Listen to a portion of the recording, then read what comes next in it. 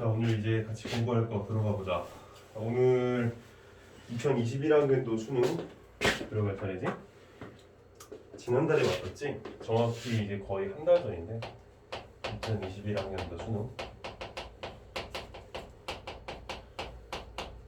난이도에 대한 분석은 그렇게 뭐 어려운 시험이라고 하기도 좀 애매하고 또 그렇다고 엄청나게 쉬운 시험이라고 얘기하기에도 약간 애매모호한 시험이었어. 제일 이제 난이도가 높았다라고 얘기를 많이 하는 건 근 5년 동안에 이제 2019학년도 수능. 우리가 이제 지난 시간에 마무리를 했었지. 2019학년도 수능. 이게 이제 체감적으로 애들이 굉장히 어렵다라고 얘기했던 시험인데 사실 오늘 이따가 비문학 끝나고 나서 문학 풀 때 같이 얘기하겠지만 난이도라고 하는 게 어떻게 해서 결정이 되는지를 좀 살펴보면 이 당시에 어떤 지문이 있었어? 천문학 지문이 있었지. 사실 천문학 지문이라고 하기에는 약간 애매하고 융합 지문이라고 하는 게 제일 적절할 텐데 철학하고 천문학을 결합시켰기 때문에 이것 때문에 이제 난이도가 올라갔다는 얘기를 많이 하는 거고 실제로 이제 주변에 있는 문학을 선생님이랑 이제 풀어본 친구들은 잘 알겠지만 생각보다 그렇게까지 어려운 시험은 또 아니었다. 다른 주변에 있는 사이드 지문 같은 경우에는. 그리고 여기에 플러스 무슨 지문이 이제 추가로 나왔었어? 법률 지문이 추가로 나왔었지. 법률 지문. 그래서 법률 행위와 법률 효과에 대한 얘기에 대해서 선생님이 좀 자세하게 설명을 했던 걸 기억을 할 거야. 그래서 이때 수업을 좀 열심히 들었던 사람들은 이번 2021학년도에서 나왔었던 이 수능에 나오는 법 지문도 그렇게까지 어렵게 느껴지지 않았을 수 있을 거다라는 얘기를 해주고 싶고 그래서 2019학년도 수능이 굉장히 어려웠다라는 전제하에서 2021학년도 수능으로 이제 넘어왔을 때 중간에 이제 2020학년도 수능이 있었겠지. 그래서 보통 이제 주기성을 하잖아. 수능이라고 하는 게 이때가 어려웠으면 이때가 쉬워지고 이때가 어려워지고. 그래서 원래는 많이 어려웠어야 되는 그런 해였는데 아무래도 작년에 코로나가 난리였으니까 아무래도 이 난이도를 조금 조절을 했다라고 얘기하는 그런 얘기들을 많이 이제 평이하게 됐다. 실제로 체감되는 난이도는 그렇게까지도 쉽지 않았다. 그러니까 약간 좀 중간 정도 난이도를 보는 게 적절하지 않았나 싶은 생각이 들고 근데 그런 난이도에 대한 얘기보다 더 중요하게 해주고 싶은 얘기는 나오는 소재가 비슷비슷하게 계속 나오고 있다는 걸 꼭 기억했으면 좋겠어. 2019학년도에서 나왔었던 이제 법과 관련된 얘기 또 2021학년도에서도 계속 무슨 얘기가 나오고 있어? 오늘 보면 알겠지만 예약과 관련된 얘기가 나오고 있지. 다들 풀어봤을 거 아니야. 그치? 예약하고 관련된 얘기, 채권과 채무에 대한 얘기가 나오는 걸 확인할 수가 있을 거야. 이게 오리엔테이션 때 한번 얘기했던 것 같긴 한데 이 수능을 출제하는 평가원이지 한국교육과정 평가원이라고 해서 얘기할 수가 있겠지. 그 다음에 이제 로스쿨을 출제하는 이제 법학 전문 그 대학원 협의인가 거기에서는 협의라고 보통 얘기를 할 수 있겠지.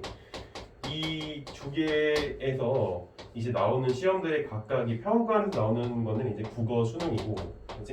국어 영역이지 쉽게 말해서. 그리고 협의에서 나오는 것 같은 경우에는 언어 이해라고 해서 이 수능에서 나오는 국어 영역을 몇 배 더 심화시킨 그런 시험이 바로 언어 이해야. 실제로 내가 치기도 했었고 이 시험은. 그래서 이거를 내는 출제위원들의 구성이 어떻게 되냐면 거의 비슷해. 어떻게 보면 거의 똑같다고 볼 수도 있고. 그래서 이 사람들이 로스쿨 들어가는 이제 학생들하니까 대학교 졸업한 학생들이 이제 걔네들한테 이제 냈던 시험을 여기다가도 그대로 접목시켜서 내는 케이스들이 많이 나오기 때문에 나중에 이제 조금 시간이 되면 근데 우리가 지금은 시간이 잘 안 돼. 왜냐면 좀 그 진도가 빡빡하거든. 그래서 나중에 혹시라도 여유가 생기면 이 로스쿨 시험을 보는 언어 이해에 대해서도 잠깐 보는 건 큰 도움이 되더라. 확실히 법 지문에 대해서는 굉장히 많은 도움을 받을 수가 있어. 자 어쨌든 뭐 그러한 전제에서 오늘 이제 얘기할 거를 들어가 보도록 할 건데 먼저 이제 지난 시간 내용 복습에 대해서 간단하게만 얘기를 해보자면 지난 시간 내용 복습이라고 하는 것 같은 경우에는 두 사람이 계약을 맺었을 때 그 계약에 대해서 이행 의무를 확실하게 하지 않은 그림 A 기억나지? 그 그림 A를 주는 행위를 하지 않은 그 사람에 대해서 절차법에 의해서 갑이 구제를 받는 것에 대한 얘기가 부문에서 나왔었어. 기억이 날지 모르겠지만 그래서 실제로 실체법과 절차법이라고 하는 이 키워드 자체가 어디서 나왔어? 우리 수능 지문에서 나왔다고 걸 기억을 할 거야. 그 중에서 이제 내가 한국어 얘기했던 게 절차법에 대해서 얘기를 했었는데 그래서 이거를 뭐 지금 다 읽을 시간은 없지만 여기서 보면 절차법이란 실체법과 대립되는 개념으로서 실체법에 규정된 권리와 의무의 내용을 실행하기 위한 절차 이게 중요한 키워드지. 절차야. 그러니까 절차법이라고 하는 것은 말 그대로 절차라는 거야. 프로세스라고 하는 것이지. 단계를 밟아 나감으로써 자신의 권리를 행사하고자 하는 그러한 도구로서 절차법이 지금 있다라는 거야. 그래서 소송 또는 재판 절차에 대해 규정해 놓은 법이다. 형사소송법, 민사소송법, 행정소송법 등 여기 지금 무슨 법들이 나오고 있어? 소송법들이 나오고 있지. 우리가 이제 흔히 법 체계에 대해서 간단하게 얘기하자면 물론 이제 다 공법이라고 하는 측면에 들어가는 얘기긴 한데 이 공법 안에 이제 형사법, 형법이라고 그러지. 그 다음에 우리가 지금 공부하고 있는 민법 개념이 또 등장을 하지. 그래서 형법과 민법이 다 공법이라는 체계에 들어가고 있는데 그 중에서도 이 민법이라고 하는 것을 우리가 실체법이라고 부를 수 있고 이 실체법과 더불어서 또 뭐가 있다라는 거야? 절차법이 있다라는 거야. 그렇다면 이 실체법과 절차법은 어떠한 지금 관계를 가지고 있는지를 여기서 보여주고 있는데 구별이 어떻게 가능하냐면 민법은 대표적인 실체법이래. 근데 예를 들어서 이제 40조의 법인의 설립에 관한 규정, 법인이라는 건 회사거든. 이 설립에 관한 규정은 절차법에 속한대. 그러니까 규정 그 자체는 뭐라고? 절차법이라는 거야. 또한 부동산 등기법은 절차법에 해당하지만 그중 등기한 권리의 순위에 관한 규정은 실체법으로 본다고 얘기하는데 자 예를 들어서 실체법에서 이런 식으로 이제 규정을 해놔. 물론 이런 법은 없겠지만 지난번에 우리가 봤었던 2019학년도 수능에서 의리, 그림 A에 대한 채무를 이행하지 않을 경우에는 갑으로부터 계약 해지권에 대한 청구를 받을 수 있다라는 걸 규정을 해놓거나 아니면 그림 A를 넘겨주지 않을 시에는 처벌을 받을 수 있다. 이런 식으로 규정을 해놓을 수 있는 거예요. 실체법에다가. 그리고 그러한 처벌을 실현할 수 있는 제도가 바로 실현할 수 있는 법이 무슨 법인 거야? 절차법이 되는 거야. 알겠어? 얘는 그러니까 실체법을 서포트하는 관계다라고 보는 게 조금 더 정확한 표현일 거야. 근데 이거는 이제 법률 사전에서 나온 이제 그 뭐지 워딩을 갖다가 내가 여기다 갖다 넣어놓은 거라서 참고만 하길 바래.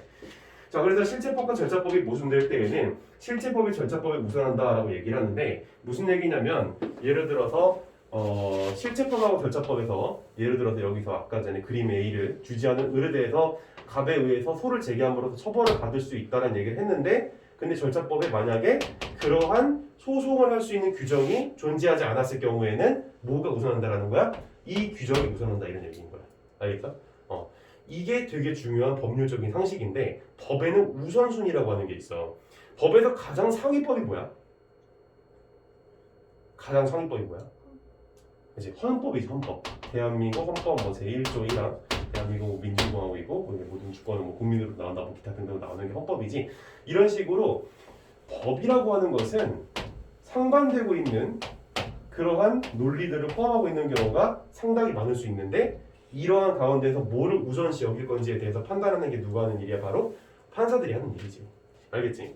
그래서 우리가 생각하기에는 예를 들어서 음주운전에서 사람을 죽였잖아. 그럼 우리가 생각하기에는 우리의 이제 상식 속에서 그 사람은 뭐 엄청난 처벌을 받아야 될 것 같지만 실제로 판사가 내리는 처벌은 어떤 처벌을 내려? 이 사람 뭐 징역 5년에 처한다든지 사람을 죽였는데 왜? 심신미약의 상태이기 때문에 참작할 필요가 있다. 뭐 이런 식으로 얘기를 하는 거잖아. 왜? 그 사람을 생각하기에는 이 사람의 뭐야? 피치 못할 그 정황을 좀 더 중요시 여기고자 하는 논리가 지금 들어가고 있는 것이지. 알겠지? 이런 식으로 뭐를 조금 더 중요시 여길 건지에 대한 판단을 누가 하는가? 판사가 하는 거지. 그러니까 판사라는 직업이 굉장히 중요한 직업이지. 한 인생을 이제 결정할 수 있는 거니까 좀 딴 얘기였고. 자 그리고 이제 실제법에서 정하지 않으면 절차법은 의미가 없고 절차법이 없으면 실제법은 실현되기 어렵다. 따라서 실제법과 절차법은 서로 협력할 때 실효성을 얻을 수 있다. 이런 얘기를 지금 하고 있고 간단하게 보고 넘어가도 괜찮은 내용이야. 자 그 다음에 권리등격인데 이거는 그냥 너희들이 읽어보길 바라고 내가 얘기하고 싶은 거는 이거지. 권리가 있으면 동시에 뭐가 있어? 권리를 가지고 있는 사람은 동시에 뭘 가지고 있을까? 책임? 여러 번 얘기한 건데 바로 의무를 가지고 있어. 권리를 가지고 있는 사람은 동시에 의무를 가지고 있는 거야. 그럼 의무를 가지고 있는 사람은 동시에 뭘 가지고 있을까? 권리를 가지고 있지. 권리를 까먹으면 안 돼. 자 이게 이제 예시를 들어보자면 예를 들어 우리가 계속 얘기하고 있는 을과 갑에서 이 을 같은 경우에는 그림 A를 얘한테 넘겨주기로 한 거고 갑 같은 경우는 그림 A에 대해서 이제 대금을 지급을 해야 되는 거지. 이 상황에서 각자 권리와 의무가 다 존재한다라는 거였지. 복습하는 거야. 을 같은 경우에 어떤 권리가 있었어? 갑으로부터 돈을 납부하라는, 돈을 나한테 내라는 것을 요청할 수 있는 권리가 있는 것이지. 그지? 그리고 이거에 따라서 갑은 어떤 의무를 지게 되는 거야? 돈을 얘한테 넘겨야 되는 의무가 생기게 되는 거지.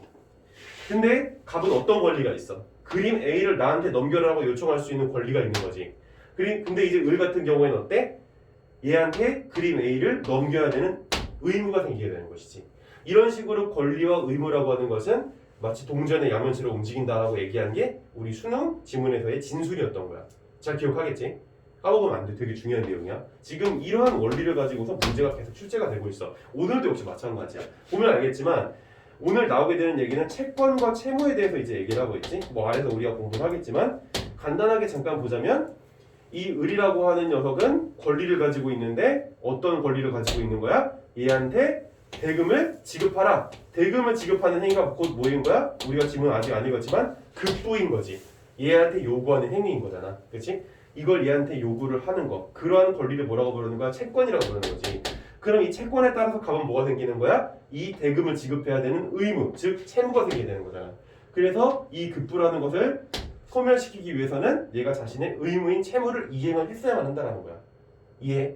이 관계를 꼭 머릿속에 넣어도 아주 기본적인 상식인데 이게 애들이 은근히 많이 흔들릴 수 있는 부분이니까. 자, 그래서 본격적으로 오늘 배워야 될 채권과 채무에 대해서 들어가 보자. 자, 채권과 채무에 대해서 이제 보려고 하는데 여기서 첫 번째 채권과 채무에 대해서 본격적으로 보기 전에 법률 관계라고 하는 것이 무엇인지를 먼저 볼 필요가 있어. 선생님이 여기서 지금 얘기하는 것들은 너희들한테 그냥 배경 지식 그냥 쌓아라라고 하는 것도 물론 없지 않겠지만 지문을 조금 더 입체적으로 읽기 위해서 도움을 주기 위해서 하고 있는 것들이야. 실제로 지문에서 다 나오는 내용들이고. 자, 법에 의해 규율되는 생활관계를 우리가 법률관계라고 얘기를 하지. 뭐라고? 법에 의해서 규율되는 생활관계가 법률관계래. 그래서 사람들의 생활관계는 다양한 방식을 이룬다. 그 중에 법에 의하여 규율되는 관계를 법률관계라고 하는데 법률관계는 법에 규정되어 있거나 혹은 당사자 간의 의사합치로 형성된다는 거 그냥 넘어가도 되고. 그래서 법률관계는 그냥 이렇게 안 지우고 법률관계는 개인과 개인 사이에 발생하는 법적 생활관계야. 사람과 물건 사이에서 발생하는 물적 생활관계로 나뉜대. 그래서 전자를 채권관계라고 하는데 뭐라고? 법적 생활관계를 물적 생활관계 이렇게 두 개로 나누게 되는데 이 법적 생활관계를 채권관계라고 얘기를 하고 그 다음에 물건과 관련된 후자를 물권관계다라고 이렇게 얘기를 하고 있어. 그래서 채권과 물권이라고 하는 얘기는 실제로 법학과 대학교 들어 법학과가 있지. 그런 법학과에서 공부하는 내용이긴 한데 우리는 지금 물권에 대해서 알 필요는 없고 채권에 대해서 아는 게 더 중요하겠지. 알겠지? 조금 더 이제 깊은 얘기를 해주고 싶다면 여기 아래서 이따 얘기를 할 텐데 채권이라고 하는 것이 생각보다 나타난 지 오래된 개념이 아니야. 현대 사회에서 많이 등장하게 된 개념이야. 원래 고대 사회에서는 채권이라기보다는 뭐가 있었어? 재산권이 있었어. 재산권은 뭐야? 재산에 대해서 자기가 행사할 수 있는 권리를 재산권이라고 얘기를 하겠지. 근데 채권은 뭘까? 오늘 지문을 보고 여기 배경 지식을 보면 알겠지만 상대방으로부터 특정한 행위를 요구할 수 있는 권리를 우리가 채권이라고 얘기를 한다고 나와. 자, 그래서 채권과 채무에 대해서 또 계속해서 이제 알아보자면 자, 특정인 이건 좀 한자가 많은데 한자는 무시해도 돼. 자, 특정인 권리자지. 그러니까 채권자야. 그래서 다른 특정인 의무자, 채무자에 대하여서 특정의 행위, 급부를 청구할 수 있는 권리를 채권이라 하고 그러한 급부를 하여야 할 의무를 채무라 한다. 그래서 이 권리자인 특정인을 채권자라 하고 의무자인 특정인은 채무자라고 한다. 채권자와 채무자. 그래서 채권과 채무로 인하여 결합되는 당사자의 관계를 무슨 관계라 한다? 채권 관계라고 한다라는 거야. 느낌 와? 내가 아까 전에 처음에 이거 왜 얘기했는지 알겠어? 이러한 베이스먼트 위에서 채권과 채무의 관계도 지금 쌓이고 있다는 걸 느낄 수가 있을 거야. 다만 이 중간에 지금 뭐가 하고 있는 거야? 급부라고 하는 존재가 하고 있는 거지. 자, 좀 더 자세하게 봐보자. 첫 번째 채권, 뭐 다 읽진 않을 거야. 빨리빨리 읽어볼게. 자, 채권이라고 하는 것은 무엇이냐? 어떤 사람에 대해서 특정한 행위를 하게 할 수 있는 권리. 여기다 밑줄 쳐놔야 되겠지. 채권은 어떤 사람에 대해서 뭐하게 하는 권리? 특정한 행위를 할 수 있게 하는 권리를 채권이라고 얘기를 한다는 거야.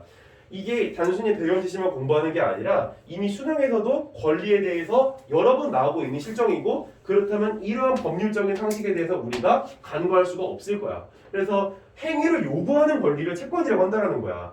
너 나한테 돈 넘겨, 나한테 재산을 넘겨, 나한테 뭐 집을 넘겨줘 이런 식으로 행위를 요구하는 것이지 뭐 어떤 물건 자체를 요구하는 게 아니라는 거야. 느낌 와? 물건을 요구하는 것과 행위를 요구하는 건 다른 거잖아. 그래서 즉 채권은 채무자의 행위를 매개로 함으로써만 뭐라고? 채권은 채무자의 행위를 매개로 얘기를 함으로써 비로소 권리 내용의 실현이 기대된다고 하는 것의 본질을 가지고 있다. 말이 좀 어렵게 느껴지겠지만 쉽게 말하면 채권이라고 하는 것은 채무자의 행위를 필요로 한다. 그게 없으면 채권이 형성되지 않는다는 얘기야. 특정의 행위라 함은 부작위, 이게 좀 어려운 말이 나오지. 이거는 그냥 상식적인 측면에서만 알려줄게. 여기 뭐를 하지 못하게 한다는 얘기가 나오지, 어떤 사람이 행동을 하지 못하게 제한하는 것을 법률적 용어로 부작위라고 이렇게 얘기를 해. 뭐 이런까지는 너무 깊으니까 사실 몰라도 되긴 하고. 자, 그리고 나서 자귀라고 할 수도 있대. 자귀는 뭐야? 행동을 하라. 이게 바로 채권에서 요구하는 행위인 거야. 그게 바로 자귀라는 것이지. 알겠지? 물론 이게 부작위가 될 수도 있고, 근데 대체적으로는 자귀겠지. 자, 그리고 채권은 통상 채무자의 임의의 이행에 의하여 그 목적을 달성하나, 임의의 이행, 임의라고 하는 것은 임시 방편 이런 의미가 아니라 자신의 의도를 가지고선 이제 이행을 한다라는 거야. 근데 그런 이행이 없을 경우에는 채권자는 뭐 어떻게 한다? 법원에 대해서 행위의 이행을 채무자에게 명하는 판결을 청구할 수 있습니다. 이게 바로 뭐야? 절차법에서 등장하는 내용이었지. 그래도 이행하지 않으면 더 나아가 국가 권력에 의하여 강제적으로 이행시킬 수 있는 것이 원칙이다. 그래서 여기 또 뭐가 나와? 채권이라고 하는 것은 장래의 재화의 교환을 가능하게 하고 상품 교환의 범위를 때 장소의 관계에서 확대하면 자본주의 경제의 발전이 불가피한 법적 지주로 되어 있다고 얘기하는데, 이게 여기서 이제 중요한 포인트는 장래의 재화를 교환을 가능하게 하기도 한다라는 거야. 이게 오늘 우리가 지문에서 배우게 될 뭐에 대한 내용이야? 예약에 대한 내용이지. 예약에 대한 내용. 뭐 이 정도만 보면 될 것 같아. 자, 그 다음에 채무로 넘어가라. 채무. 자, 채무라는 것은 무엇이냐? 채무란 채권 관계에서 어떤 급부, 행위지, 행위를 이행해야만 하는 의무를 뜻한대. 그래서 채권 관계에서 채무를 지는 사람을 채무자라고 하고, 채무자는 채권자에게 재화나 현금으로 채무를 갚아나가야 한대. 그러니까 행위를 하는 건 똑같아. 다만 그 행위의 내용이 현금으로 할 수도 있는 거고 재화를 통해서 할 수도 있는 거야. 재화는 뭐야? 물건인 것이지. 그래서 만인 채무자가 채권자의 채무, 어음 같은 기간에 정해서 어떤 그런 채무를 기한 이내에 갚지 못할 경우 부도로 처리되기도 한다. 이건 그냥 넘겨도 될 것 같아. 알겠지? 채권과 채무. 자, 여기까지 이해 안 되는 거 질문하고, 만약에 질문 없으면 오늘 우리가 봐야 되는 비문학의 중심 내용인 뭐? 예약, reservation이라고 하지. 이거를 보도록 해볼게. 자, 근데 우리가 흔히 알고 있는 예약과 오늘 그래서 나오게 되는 예약은 아주 중대한 차이를 가지고 있지? 그치? 그 차이가 혹시 뭔지 이해된 사람? 글을 읽으면서 생각보다 많이 없을 수 있어. 설명하기 어려울 수도 있어. 그치? 자, 봐보자. 그러면 이 예약이라는 게 무엇이냐? 민법, 실체법이지. 실체법에서 말하는 예약은 뭐야? 장차. 얘들아, 장차란 표현은 언제 써? 미래를 지금 바라보고 있을 때 장차란 말을 쓰지. 그치? 그래서 미래에라고 얘기해도 돼, 이거를. 그래서 미래에 본계약, 그러니까 다수설에 의하면 채권계약, 뭐 이런 거 몰라도 돼. 그래서 본계약을 체결하기로 하는 약정을 말한다라고 얘기를 하고 있어. 본계약이란 말을 하고 있지. 본론이라고 그러잖아. 서론이 아니라 본론. 여기서의 본도 마찬가지로 그 본론할 때 본인데, 예약이라고 하는 것은 이처럼 어떤 계약의 본론이 될 수 있는 본계약을 어떻게 한다고? 체결하기로 약정을, 쉽게 말해서 약속을 하는 거야. 야, 우리 그때 본계약 맺도록 하자, 이때 가서 라고 얘기를 하는 게 바로 예약이라는 거야. 근데 우리가 보통 식당 예약을 한다든지, 아니면 예식장 예약을 한다든지, 아니면은 뭐 중고나라에서 굉장히 좋은 물건이 나왔을 때 저 예약할게요 라고 얘기한다든지, 이러한 것은 법률적인 예약에 속할까 안 속할까? 안 속할 확률이 높다라는 거야. 왜? 본계약을 치를 것에 대한 약정을 하는 것이 아니라 예약하는 것 자체가 뭐가 되는 거야? 본계약인 거야. 우리가 일상적으로 하는 거야. 예를 들어서 식당 예약하는 거 생각을 해봐. 식당에 이제 전화로서 예약을 해. 그러면은 그 상황에서 어떠한 관계를 맺어지게 되는 거야? 계약 관계가 맺어지게 되는 것이지. 본계약을 그때 가서 치를게요 하는 게 아니라 저 식당 가가지고 그때 이렇게 먹을게요 하고 대금을 지급을 해야 되잖아. 그러니까 그 상황에서 그냥 아예 어떻게 되는 거야? 계약이 맺어지게 되는 거야. 근데 그거는 법률에서 얘기하는, 민법에서 얘기하는 예약이 아니라. 이해돼? 괜찮아? 이해 안 되면 질문. 자, 어쨌든 그래서 계속 넘어가면서 일상적 의미로 쓰는 예약의 법적 성질이 반드시 민법상 의미의 예약에 해당하는 것은 아니다라고 이렇게 얘기를 하지. 그래서 사안에 따라 다르므로 법률 행위의 해석상 주의를 요한다. 일단 지우고, 이거는 너무 지저분하니까.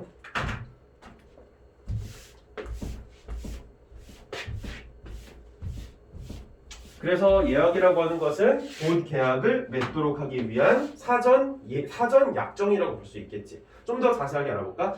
자, 매매 예약. 쉽게 말해서 오늘 우리가 공부할 예약이야. 예약은 본 계약인 매매 계약을 장래, 미래에 체결할 것을 약속하는 계약이다. 그래서 매매의 예약 후 당사자의 일방이 본 계약의 체결을 청약할 때는 상대방은 그것에 응하여야 한다. 이것이 이 계약에 의한 채무의 내용이다. 그래서 위의 청약의 권리를 일방 당사자만이 가지는 경우, 한쪽 당사자는 채무만 부담하는 경우, 즉 편부 예약과 쌍방이 가지는 경우, 즉 쌍무 예약이 있다. 이건 잘 몰라도 돼. 예약이라고 하는 게 뭔지만 잘 보면 되겠지. 자, 그런데 상대방이 위의 청약에 응할 매매 계약의 체결을 승인하지 않는 경우는 계약에 기하여 상대방의 승낙을 구하는 소를 제기하여 그 재판을 얻거나 또는 채무 불이행을 이유로 손해배상을 청구하게 된다고 얘기하는데, 말이 되게 어렵지만 오늘도 나오게 되는 내용 중 하나지. 손해배상을 청구한다 그러잖아. 왜냐면 채무 불이행에 대한 책임을 져야 되니까. 자, 그러나 이것은 무의미한 우려가 된다. 뭐 이 뒤에는 그렇게 길게 읽을 필요는 없긴 해. 자, 그래서 이제 예약이라고 하는 것에 대한 좀 가미와 본 계약을 체결하기 위한 뭐라고? 약정이라고. 알겠지? 이 정도로만 지금 보면 될 것 같아. 자, 그러면 오늘 이제 배경 지식 공부하는 시간은 여기까지 갖도록 하고, 우리가 오늘 공부해야 될 2021학년도 수능을 한번 같이 들어가 보도록 해보자.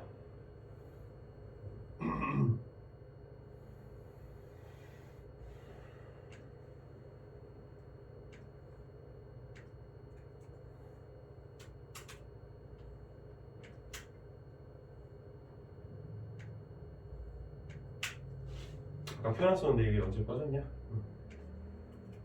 봅시다. 비문학 먼저 들어갈 거야. 이게 지금 문제가 26번 문제지. 예상되는 내용을 다들 피도록 하시고.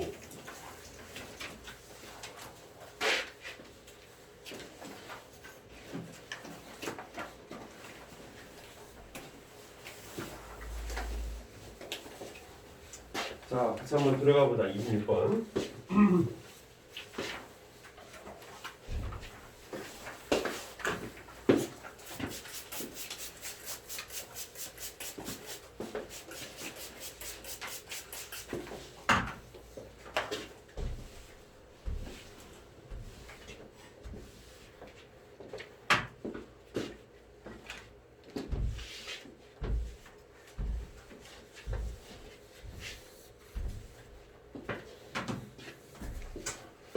한 가지 좀 강조하고 싶은 게, 여기 지금 우리 국어 클래스에서 너희들이 장점을 좀 더 많이 누리기 위해서는 선생님한테 좀 개인적으로 질문들을 좀 많이 했으면 하는 바람이 있어. 그러니까 어떤 친구는 그거를 지금 잘 해주고 있는데 그 질문이 많이 없다는 느낌을 받고 있어. 그러니까 내가 볼 때는 너희들이 여기 있는 질문들을 지금 퍼펙트하게 읽을 거다라는 확신은 내가 못 갖겠거든. 그래서 너희들이 공부하면서 어려운 내용은 나한테 메일이나 카톡으로 남겨주면 내가 뭐 질문하는 거 전혀 싫어하는 사람 아니니까 타이핑을 해서 내가 너희들한테 막 보내주기도 해. 그치? 그래서 그거를 좀 적극적으로 활용해서 국어 실력을 늘려가는데 게으름이 좀 없었으면 좋겠어. 알겠어? 적극적으로 하길 바래. 자, 들어가 보자. 첫 번째. 자, 채권은 어떤 사람이 다른 사람에게 특정 행위를 요구할 수 있는 권리다. 어때? 내가 가져온 거랑 거의 똑같이 나오지. 그치? 법률 사전에서 나온 얘기들을 여기서도 그대로 가져와. 그래서 이 특정 행위를 뭐라 그래? 급부라고 하는 데지. 자, 여기까지 이해 안 되는 거 없을 거야. 그래서 특정 행위를 해줘야 할 의무를 채무라고 한다. 뭐 간단한 내용이지만 그림을 그려가면서 글을 읽어가 보자면, 첫 번째 나오게 되는 채권자가 있지. 권리자지, 쉽게 말해서.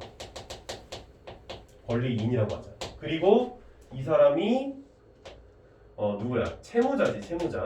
채무자하고 관련을 맺고 있지. 얘는 의무인이지. 그래서 이 중간에 뭐를 매개로 하고 있는 거야? 급부라고 하는 어떤 행위를 매개로 하고 있다는 사실을 여기서 볼 수가 있어. 자, 채무자가 채권을 가진 이에게 급부를 이하여 채권에 대응하는 채무는 소멸한다. 변제라고 볼 수 있겠지. 지난 시간에 배웠었던, 그러니까 2019학년도 수능에서 배웠었던 내용과 상당히 비슷하지 않아? 자, 급부는 재화나 서비스 제공인 경우가 많지만 뭐 그 외의 내용일 수도 있다라는 얘기를 하고 있지. 자, 여기서 아주 중요한 사고방식이 있어. 물론 지금 베이직 클래스에서 내가 그렇게 중요시 여기는 부분은 아니지만 여기가 지금 원칙이지. 그래서 원칙에서 중요시 여기고 있는 게 뭐라고? 바로 재화나 서비스 제공을 급부로 하는 경우가 더 많지만 그 외의 내용도 급부가 될 수 있다. 뭐를 얘기하고 있는 거야? 예외를 얘기하고 있는 거지. 그래서 우리가 가져가야 되는 원래 수능에서의 중요한 사고방식 중에 뭐가 등장하고 있어? 원칙과 예사고방식이 등장하고 있다는 거야. 자, 일단 넘어갈게. 자, 민법상의 권리는 여러 가지가 있는데, 그러니까 민법이라는 얘기가 너희들한테 이제 조금 더 친숙하게 다가왔으면 좋겠어. 뭐 이제 여기 어떤 친구들을 들었으면 어떤 친구는 안 들었을 텐데, 이제 법에서는 민법과 형법과 헌법이 대표적이지. 그 중에서 형법은 사람 사이에서 범죄 행위를 다루는 법을 형법이라고 얘기하는 거고, 민법은 사람 간의 관계를 다루는 법. 예를 들어서 거래, 이게 대표적이지. 또 부동산 거래, 이런 뭐 상거래, 다양한 상거래 이런 것들이 다 민법에 해당한다는 거야.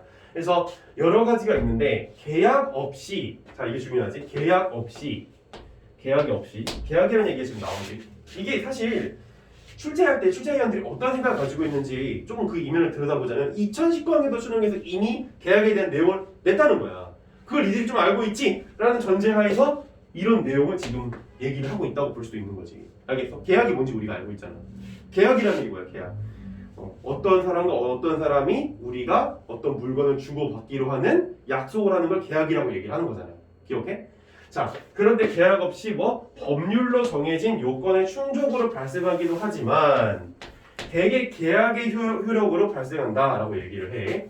자, 뭐라고? 권리는 계약 없이 법률로 정해진 요건의 충족으로 발생하기도 하지만 이건 또 뭐인 거야? 바로 예외인 거지, 예외. 하지만 기본적으로 뭐야? 대개 계약의 효력으로 발생한다. 이 부분이 바로 원칙인 것이지. 그러니까 원칙과 예외적인 사고방식이 법에서는 기본이다라는 얘기를 해주고 싶어. 이건 앞으로 많이 할 내용이야. 자, 계약이란 권리 발생 등에 관한 당사자의 합의로서 계약이 성립하면 합의 내용대로 권리 발생 등의 효력이 인정되는 것이 원칙이다라는 얘기를 얘기하고 있지. 뭐라고?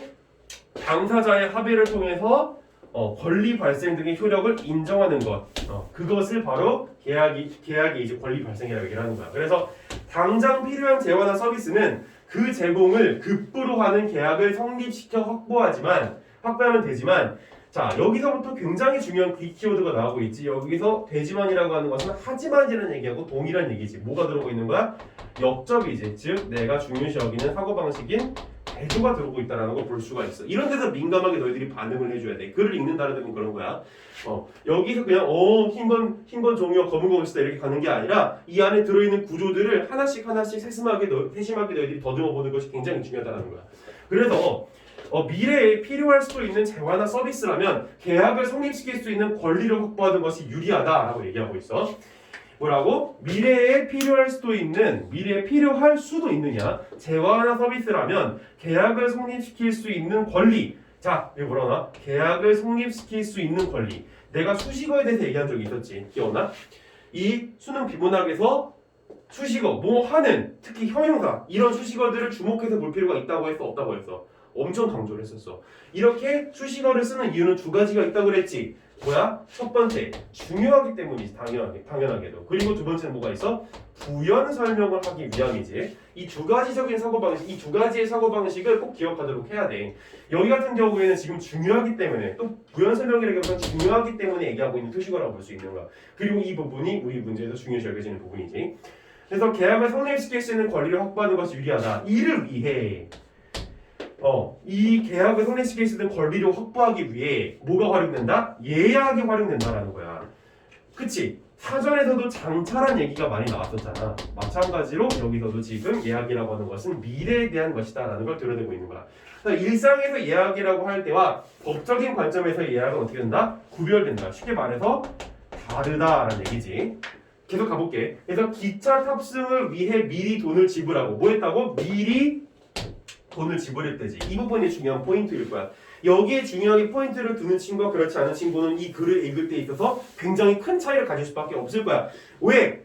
여기서 대놓고 이 말이 안 등장해. 우리가 일반적으로 하는 예약이라고 하는 것은 본 계약을 성립시키기 위한 권리를 만들기 위한 계약이 아니라 이 자체로서 계약이라는 얘기를 안 한다고. 이해? 미래에 대한 권리를 예약하는 게 미래에 대한 권리를 위해서 계약을 하는 게 아니라 뭐 한다고? 당장 돈을 지불함으로써 뭐 하고 있는 거야? 본 계약을 성립시키고 있다는 측면에서 구별이 된다라는 거야. 그걸 얘기해주고 있는 거라고. 이게 어려운 거야, 국어에서. 뭐가? 표면적으로 등장은 안 하는데 이 이면에 숨겨져 있는 얘기가 뭔지를 들춰보는 게 굉장히 어렵다라는 거야. 근데 그거는 사실 내가 지금 방법을 알려줬어. 언제? 여기 있잖아. 대조. 뭐 이거를 지금 강조할 그런 타이밍은 아니긴 한데 대조적인 사고방식이 등장했잖아. 뭐 당장과 미래의 차이 아니야? 얘는 당장인 거고 다른 법적인 예약은 뭐인 거야? 미래인 거잖아. 대조적인 사고방식이 등장하고 있지. 이런 부분을 놓치고선 글을 어떻게 읽어? 텍스트를 못 따라가는 거지. 알겠지? 잘 표시해두고 잘 따라와야 돼. 자, 그래서 돈을 지불하고 승차권을 구입하는 것을 기차 승차권을 예약했다고도 하지만 이 경우는 예약에 해당하지 않는 계약이다. 뭐라고? 예약에 해당하지 않는 계약이다. 법적으로 예약은 여기서부터 눈 부릅 뜨고 밑줄 겁나 쳐야 되겠지?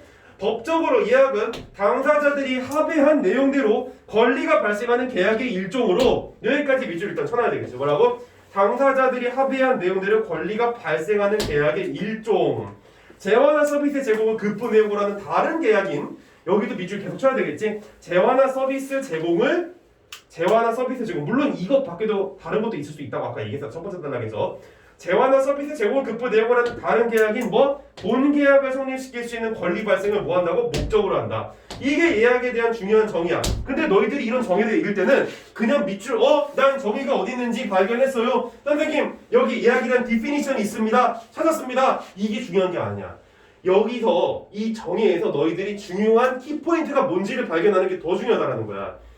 그러니까 선생님이 이제 대학원에서 논문을 쓰잖아. 그럼 정의를 내리는 게 되게 중요해. 정의를 내린다라는 건 단순히 줄줄줄줄 글을 쓰는 게 아니라 중요한 포인트가 뭔지를 짚어내는 게 중요하다는 거야. 여기 보면은 법적으로 예약은 뭐라고? 당사자들이 합의한 내용들을 일단 첫 번째 중요한 키워드는 권리 발생이지.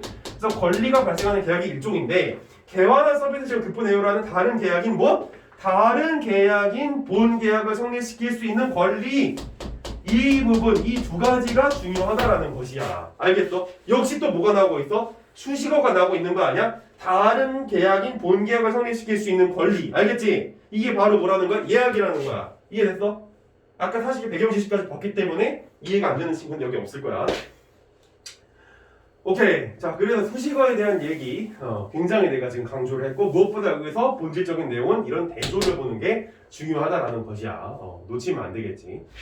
오케이. 여기 계약을 성립시킬 수 있는 권리, 미래에 계약을 성립시킬 수 있는 권리, 이걸 지금 어떻게 하고 있는 거야? 사실 뒤에서 반복적으로 부연 설명하고 있는 것이지. 이게 이제 선생님이 얘기하는 국어에서 첫 번째나 두 번째쯤에서 많이 강조하는 사고방식이 뭐야? 반복적 사고방식이야. 알겠지? 이런 사고방식들이 다 쓰이고 있어. 하지만 그렇게 복잡하지가 않잖아. 알겠지? 넘어갈게. 자, 그 다음에 A 파트. 자, 지우고.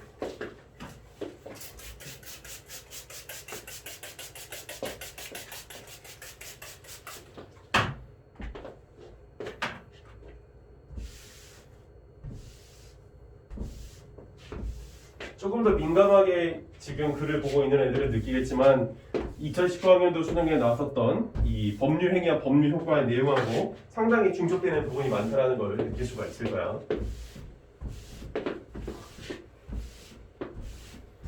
자, 그래서 일단 A로 넘어가면 예약은 예약상 권리자가 가지는 권리의 법적 성질에 따라 두 가지 유형으로 나뉜다. 뭐라고? 권리의 법적 성질에 따라서 두 가지로 나뉜다. 지금 두 가지로 나뉜다는 얘기를 하고 있잖아. 그러면 나뉘는 기준이 뭔지를 파악하는 게 중요한 게 아닐까? 그게 수능 국어 읽기 기본기가 아닐까? 난 그렇게 생각해. 뭔가가 나뉜다라고 얘기를 하고 있는데 그냥 나뉘네라고 대충 있는 것과 여기서 중요한 그런 기준이 뭔지를 바라보고자 하는 건 큰 차이가 있는 거잖아. 자, 첫 번째는 뭐래? 권리의 내용에 따라서, 권리의 법적 성질에 따라서 채권을 발생시키는 예약이래. 뭐 한다고? 채권을 발생시키는 예약. 그래서 이 채권의 급부 내용은 예약상 권리자의 본계약 성립 요구에 대해 상대방이 승낙하는 것이래. 본계약 성립 요구에 대해서. 자, 회사의 급식 업체 공모에 따라 여러 업체가 신청한 경우 그중 한 업체가 선정되었다고 회사에서 통지하면 예약이 성립한다 라고 얘기를 하고 있어 지금. 자, 여기서 두 주체가 등장하지. 뭐가 등장하고 있어? 바로 회사가 등장을 하고 있고 그 다음에 한 업체가 등장을 하고 있지. 이게 채권자와 채무자의 권리에서 누가 채권자고 채무자인지 살펴보자고. 그래서 회사에서 이제 통지를 하는 거야. 뭐야? 급식 업체에서 당신이 선정이 되었습니다. 라고 이렇게 요청을 하는 거야. 자, 이에 따라서 선정된 업체가 급식을 제공한대. 자, 얘가 뭐 한다고? 급식 제공. 급식을 제공하고 대금을 받기로 하는 본계약 체계를 요청하면, 자, 여기 이걸 민감하게 좀 읽어줬어야 돼. 이 뒤에 28번 문제를 풀려면 이 파트가 되게 중요했거든. 뭐라고? 이 선정된 업체가 급식을 제공하고 대금을 받기로 하는, 또 수식어가 나오지. 본계약 체계를 요청하면 회사는 이에 응할 의무를 지닌다라고 얘기를 하고 있어. 지금 원래는 우리가 생각하기엔 회사가 돈을 지불했으니까 상식선에서 이 업체가 의무를 져야 될 것처럼 느껴지잖아. 안 그래? 나는 그렇던데. 근데 이 글을 쓰고 있는 뭐 교수님이겠지. 이 사람은 조금 다르게 생각을 하고 있는 거야. 누가 의무를 지고 있다고? 바로 회사가 의무를 지고 있다고 보고 있는 것이야. 이 의무는 무슨 의무야? 바로 대금 지급인 것이고, 대금 지급은 곧 뭐인 거야? 급부지. 그러니까 여기에서의 채무자는 누가 되는 거야? 회사가 곧 채무자가 된다는 거야. 채권자는 누구인가? 바로 한 업체인 거지. 따라와. 알겠어? 그래서 지금 이 두 주체 사이에서 계약을 체결하면서 이후에 뭐 본 계약을 성립시킬 거를 약정을 맺고 있는 거야. 알겠지? 지금 돈을 한 가지 질문이야. 여기서 지금 회사는 돈을 지급해야 되는, 대금을 지급해야 되는 의무가 있는데, 이 예약하는 상황에서 급부를, 그러니까 이 급부를 행했어 안 행했어? 그러니까 돈을 지급했어 안 했어? 중요한 질문이야. 돈을 지급했어 안 했어? 안 하지 않았어요. 그렇지, 안 했겠지. 했으면 예약이 아니지. 기억나? 아까 중요한 차이라 그랬어. 기차 예약과.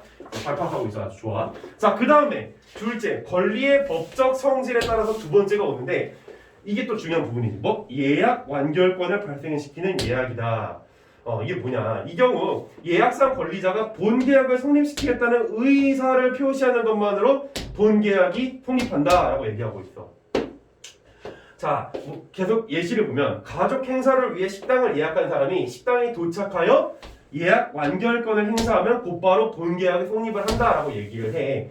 그래서 식사 제공이라는 급부에 대한, 자, 여기 대놓고 등장하고 있지. 뭐라고? 식사 제공이라는 급부. 여기 또 뭐가 등장하고 있어? 수식어가 등장하는 걸 볼 수가 있을 거야. 이 사람의 특성을 알겠지. 글마다 특성이 있는데, 이 글을 쓰신 교수님 같은 경우에는 수식어를 굉장히 좋아하는 게 눈에 딱 보여. 그것만 파악했어도 이 문제 좀 어렵겠지만 쉽게 풀린다라는 걸 볼 수가 있어. 자, 그래서 이것도 한번 정리를 해볼까? 여기 이 틀에다가, 자, 가족 행사를 위해서 식당을 예약한 사람이 있는데 식사 제공이라는 급부를 지니고 있대. 그러면 이때의 채무자는 누가 되는 거야? 바로 식당이 되겠지.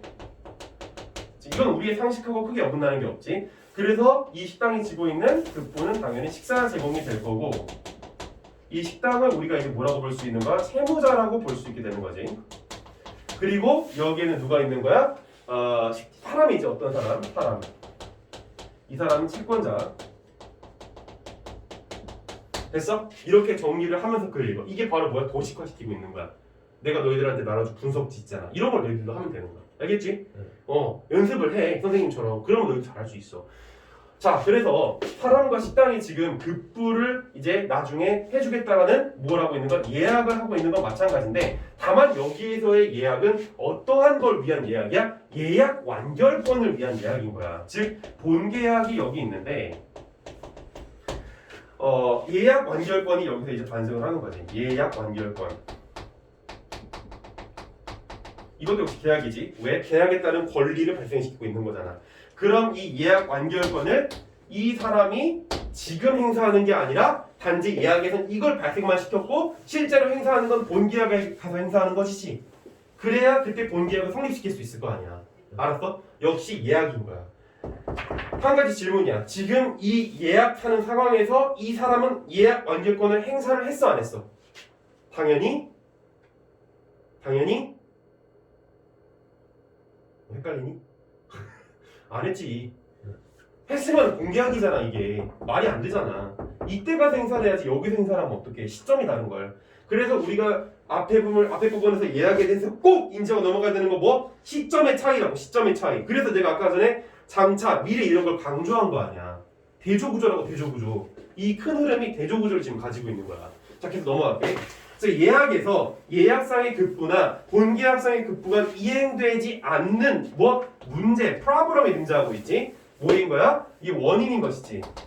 그래서 나중에 뭐가 등장해야 돼? 이러한 문제를 해결할 수 있는 결과값이 등장을 해야 되겠지? 이거를 이제 무슨 구조로 보는 거야? 인과관계 구조로 나는 이제 해석을 해주는 거야. 그래서 이것도 선생님이 중요시 여기는 국어 읽기의 틀 중 하나야. 다 등장하고 있어. 종합 세트야. 자, 그래서 예학에서 예학상의 급부나 본계약상의 급부가 예학상의 급부나 본계약상의 급부가 이행되지 않는 문제가 생길 수 있는데 또 뭐라고? 예학의 유형에 따라 발생 문제의 양상이 다르다. 예학의 유형, 여기서 예학의 유형이라고 하는 것이 채권을 발생시키는 예학, 예학 완결권을 발생시키는 예학 이 두 가지가 있었지. 그 어떤 예학이냐 하는 것에 따라서 발생 문제의 양상이 다른 거야. 그래서 일반적으로 급부가 이행되지 않아서 채권자에게 손해가 발생한 경우, 그지? 얘가 손해가 얘가 채권자였고 얘가 채권자였잖아. 그러면 얘가 뭐야? 이 채무자가 식사 제공을 하지 않아. 또 얘가 뭐 하는 거야? 대금을 지급하지 않아. 그러면 얘가 어떻게 되는 거야? 손해를 보는 거겠지. 응, 그렇단 말이야.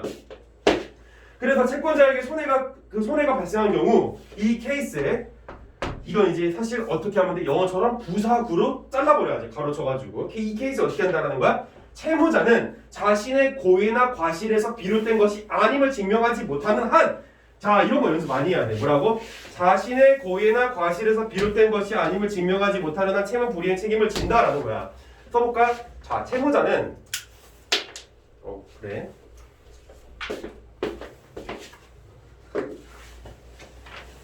분필을 좀 갈아 끼고. 채무자는 뭐래? 자신이 고의나 과실에서 비롯된 것이 아니다라는 것을 뭐야? 증명하지 못하는 한 책임을 진다라는 얘기를 지금 하고 있어. 알겠어? 자, 근데 이거를 그냥 내가 이렇게 정리하고 있는 이유가 뭐냐면 이런 상황에서 너희들이 바로 머리가 돌아가야 되는데 어떻게 머리가 돌아가야 되냐면 법적 지문이 그런데 이거를 반대로 읽어줄 수 있어야 돼. 반대로. 무슨 말인지 알아? 뭐야? 고의의 과실에서 비롯되지 않았다라는 걸 그럼 채무자가 증명을 한다면 책임이 있어 없어? 없겠지. 이런 식으로 글을 읽거든요. 이게 이제 법적 지문의 접근 방법이야. 연습 많이 해야 돼. 왜? 어렵거든. 실제 시험 상황에서 짧은 시간 안에 이거를 해낸다라는 거는 고도의 연습이 필요해. 근데 내가 알려주지 않아. 어떻게 연습해야 되는지. 이렇게 직접 너희들이 집에서 한번 써보라고. 그래서 이 사람이 고의나 과실이 아니라는 것을 증명하지 못했어. 그럼 어떻게 되는 거야? 증명하지 못했으면 너 증명 못했지? 그럼 넌 고의나 과실이야 이 자식아. 이렇게 하고서는 책임을 지게 된다 그 얘기인 거야. 근데 얘가 증명을 해. 너 증명했네. 그럼 넌 고의의 과실이 아니네. 그럼 책임 없네. 이렇게 된다고. 이해됐어? 괜찮지? 직관적으로 이해되지? 그래서 이로 인해서 채무의 내용이 바뀐대. 그래서 원래 채무의 뭐라고? 채무의 내용이 바뀐대. 이거 굉장히 급격한 변화 아니냐? 그럼 이건 빨리 캐치해줘야지. 채무의 내용이 바뀐대잖아. 원래 급부 내용이 무엇이든 간에 채권자의 손해를 돈으로, 금전으로. 야, 돈이라는 얘기가 대놓고 등장하지? 돈으로, 그지? 돈으로 물어야 하는 손해배상 책임으로 바뀐대. 그러니까 이 사람이 대금 지급 안 했어. 예를 들어서. 그리고 이 사람이 식사 제공 안 했어. 그러면 이 상황에서 얘네들이 자신들이 이러한 급부를 실현하지 않은 것, 급부를 이행하지 않은 것이 고의나 과실이 아니라는 것을 증명하지 못해. 그러면 얘네들의 채무 내용은 이런 어떤 대금 지급이나 식사 제공이 아니라 뭘로 바뀐다고? 돈으로 손해배상 채무를 해야 된다. 따라오겠지. 알겠지? 채무 손해배상 채무를 진대. 자, 그래서 마지막에 이제 만약 좀 지울게.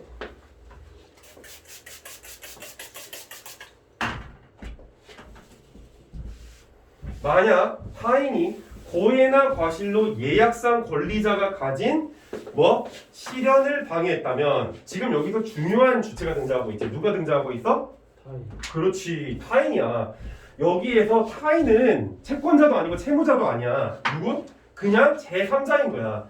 갑자기 뜬금없는 놈이 등장해서 고의나 과실을 증명할 필요도 없이 이런 거에 센시티브해야 돼. 뭐야? 아까 전에 증명을 할 기회가 있었는데 이 자식은 그냥 바로 고의나 과실이네? 왜? 이게 하나의 뭐기 때문이야? 법률상의 요건이기 때문이지. 그래서 고의나 과실로 예약상 권리자 누구? 사람, 한 업체, 이 자식들이 가지고 있는 권리 실현을 방해를 했대. 고의적으로 과실이 또 있을 수도 있고 그러면 예합상 권리자는 그에게도 그치? 그리고 예합상 권리자는 지금 이 둘 사이에서만 얘기하는 게 아니라 제3자라고 할 수 있는 고의나 과실로 방해한 이 자식한테 어떻게 한다고? 책임을 물을 수가 있다. 그치? 책임을 물을 수가 있다. 아까 전에 그 자신의 비롯된 것에 책임 불이행 책임을 진다 그랬잖아. 그럼 여기에서의 책임이라고 하는 것도 맥락상 당연히 뭐가 될까? 채무 불이행 책임이 되겠지. 알겠어? 그래서 아까 전에 여기 나왔었던 이 책임은 전부 다 뭐라고? 채무 불이행 책임인 것이고 이 책임을 질 수 있는 주체가 두 명이 등장하고 있는 것이지. 누구하고 누구인 거야? 채무자하고 제3자인 것이지. 알겠어? 이걸 이제 정리하고 들어가야 돼. 선생님 이렇게까지 글을 읽어내야 돼요? 해야 돼. 강요한다. 해야 돼. 안 하면 너희들이 수능을 극복해낼 수가 없다. 하지만 이게 되면 2등급 이상이 그냥 나오기 시작해. 자, 계속 가볼게. 자, 법률에 의하면 누구든 고의나 과실에 의해 타인에게 피해를 끼치는 행위를 하고 플러스 하고 그 행위의 위법성이 인정이 되면 사실 이건 조금 형법에 관련된 얘기야. 이건 민법이 아니야. 우리가 형법이라고. 이런 것까지 파악하시면 좋겠지. 자, 그런데 어쨌든 위법성이 인정되면 불법 행위에 뭐가 성립돼? 책임이 성립한대. 야, 이거 되게 중요한. 이거는 해주고 싶어. 내가 너희들한테 꼭 해주고 싶은 부분인데. 이거 내가 그 2017학년도 이제 법학 특성 시험이 있어. 로스쿨 시험. 거기에 1번 지문에 이게 등장을 해. 이거와 관련된 내용. 그거 한번 나중에 시간 될 때 내가 알려줄게. 알면 되게 좋아. 어쨌든 그 입법성이 책임에 성립해서 가해자는 그러니까 이 제3자지 피해자 누구 권리자에게 손해를 돈으로 배상할 채무를 지기 뭐라고? 때문이다 이런 거 텐시티브가 읽어줘야지. 왜? 때문이다가 그럼 뭘 얘기하고 싶은 거야? 자, 예약상 권리자는 그에게도 책임을 물을 수 있다라고 하는 이 내용에 대해서 이 때문이다가 어떻게 하는 거야? 지지하는 발언을 하고 있는 거야. 알겠지?